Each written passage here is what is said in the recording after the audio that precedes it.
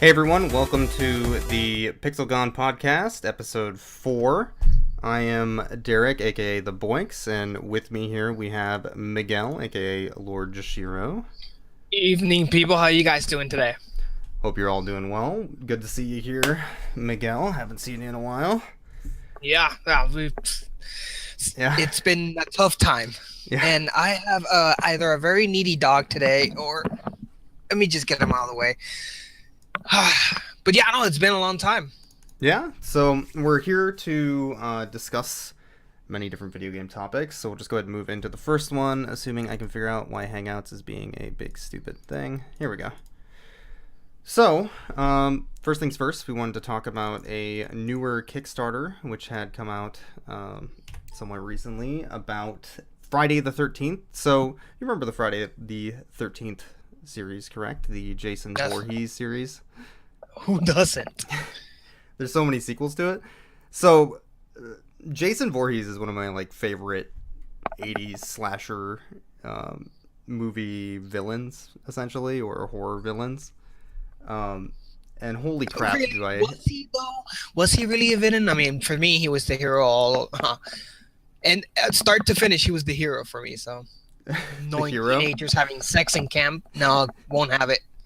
So the interesting thing is the first Friday the 13th movie actually barely has Jason. It's more a movie about his mom murdering people, and then you see Jason at the lake at the end, sort of Yeah. jump out. So he's not actually the main villain of that series until the second movie came out. And I don't even know... Yep. I don't even think he picks up the hockey mask for a little while, to be honest, until halfway through. But I don't even remember. there's a game that was kickstarted somewhat recently, around Friday the 13th, and they're always trying to reboot these series. Freddy Krueger got a reboot somewhat recently. Friday the 13th got a reboot. Yep. And now they're trying to reboot it in video game form. So the game is sort of interesting. I haven't really seen a video game like this specifically before. Yep. It's going to be a 1 versus 7 co-op-ish. No campaign, which is kind of Right. like a fab right now. Every single game is multiplayer and no campaign. It's kind of freaking weird. Yeah. So in this case, the one is obviously going to be Jason Voorhees. So one player is going to play as Jason in Camp Crystal, right? That's the camp. Yep. Yeah, Something like that, yeah. that sounds correct. Crystal Lake is there, and I believe it's Camp Crystal. But they're going to be playing as Jason Voorhees, and the other 7 are going to be camp attendees, essentially. And they'll have different classes, like the jock, the nerd, the cheerleader, whatever. Which is hilarious. That each one will have traits and abilities depending on which type of stereotype they are. Yeah. So this trailer doesn't actually show a whole lot. It's mostly just some movements back and forth on Camp Crystal. it's more and like a zoom teaser. in. More of a teaser for sure. But if we go to the Kickstarter here, which we can see a little bit of, there's some more information about it. So Camp Crystal Lake, showing kind of what they're doing. What do you think about this game? Do you think this is a game that might interest you, or would be a game that might become somewhat popular? Do you think it does anything for the franchise?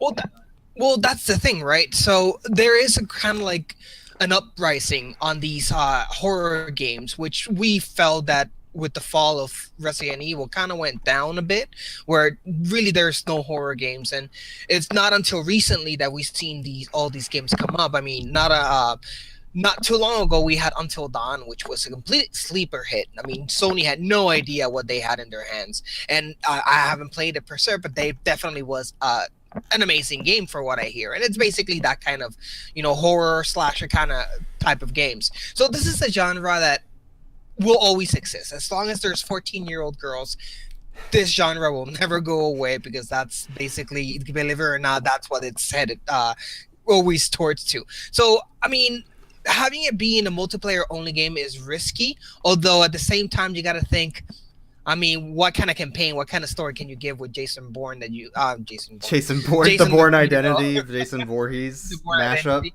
but Yeah. that you can't really say in a crappy, slasher movie. So, it could be fun. It sounds like fun. Will they have my money? No. But hey, I'll play it if it's available. So Well, I don't know. I'm kind of iffy on it. I'm reading up on this a little bit more because this is still sort of new to me. So you do get to play as Jason, like we were saying. It's saying here you get to grab a counselor, you can chokehold them, pick them up off the ground, and smash their face into a tree like Jason would, just brutally attack them. You can Yeah. lift them up by the head as they kick and scream, hold them long enough to walk near a rack of farm spikes and slam them onto it. Just all these like brutal, ridiculous 80s Ways of style killing, deaths. yeah. It's saying here that you, for the first time ever, you control the horror icon, Jason Voorhees. So that's not true at all. There's been a ton of video games about Jason, some of which you even get to play as Jason Voorhees, including on, I think there was like a Commodore 64 game, but the NES game you're not. You're the camp kids. However, Jason Voorhees is in Mortal Kombat. You can play as Jason Voorhees in Mortal Kombat and beat the crap out of your favorite Mortal Kombat characters. So Yep. it'll be interesting to see the experience from the actual horror, character side of it. But I'm also curious as to what playing as the counselors is like. Well, So, that's basically is going to be the focus of the game, right? So it's like, and the fun part is it is a 1 versus 7, but really you are not obligated to play cooperative with the other 6 individuals. In fact, there's multiple ways to win. You can either go whoever reaches the telephone line, call the police, it's out and wins, or whoever's last man standing wins. And there are certain ways to kill Jason, albeit to be able to do it you need to work as a team to be able to reach that perfect scenario. So it is an all against all in a certain time of view, in a certain point of view. So it's interesting. It's definitely an interesting gameplay. I just don't see if it's something that really is going to catch the eye of everybody around there. I mean, multiplayers are a dime a dozen. So this particular one, I don't know. I think we got to see more before we can judge. So I'm curious. This actually does look like something I would play. To be honest, I think Of this would course, be really fun. you like playing, killing cheerleaders and jocks. I know. Maybe not that, but the Sure. the interesting thing about Jason Voorhees, if you go back and rewatch any of the old movies, especially some of the earlier ones, he's sort of just like a superhero, supernatural type of thing, but he also teleports around randomly. And in the newer remake, they explain that off a bit by saying that he has these underground tunnels that he moves around in. So I'm curious as to how they will show the aspects of the character through the video game medium. Like, are you going to have a teleportation? Or are you going to be... Because those types of things are actually scary. As a player, if I'm going to be a counselor and someone is yelling on their mic or whatever saying, Jason's over here. Actually, is there even going to be mic support? How are you communicating? That is another thing that is interesting.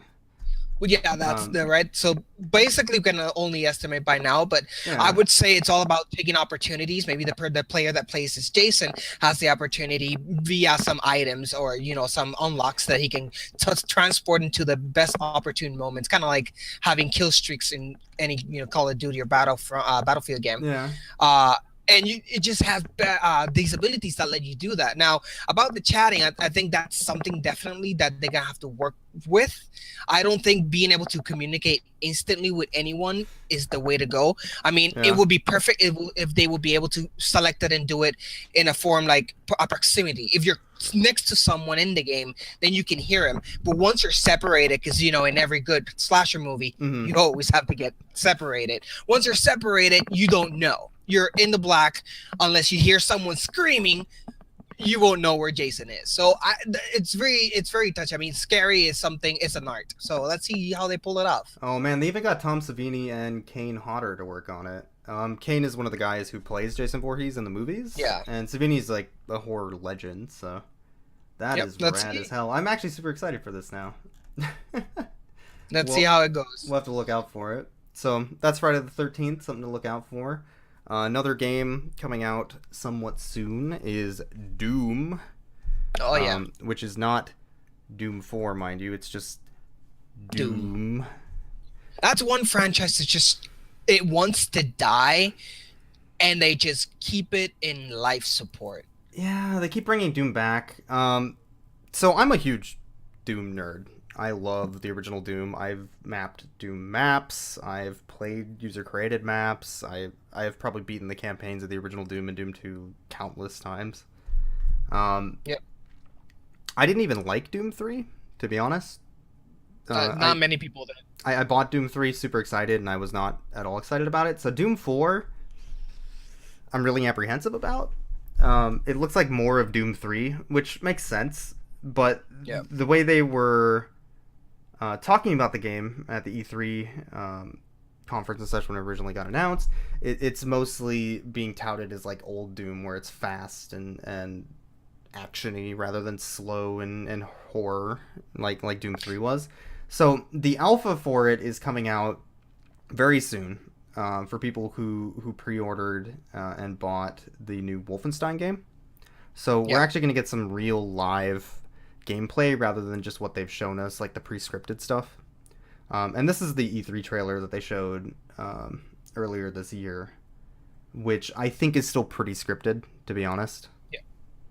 So the thing about Doom, and I think we can compare it, and at least I compare it a little bit, it was with what happened with Duke Nukem, is that these guys are grandfathers of the first-person shooters, right? They're legends among themselves, where because of these games is that today we have these awesome games like, Call of Duty, Battlefield, and all these amazing first-person shooters. But here's the thing. There's no mechanic that you can say that Doom or Duke Nukem have that really doesn't stand out.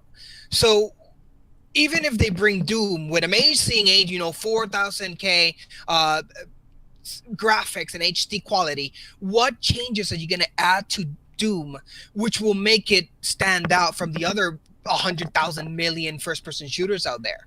Because that's the problem.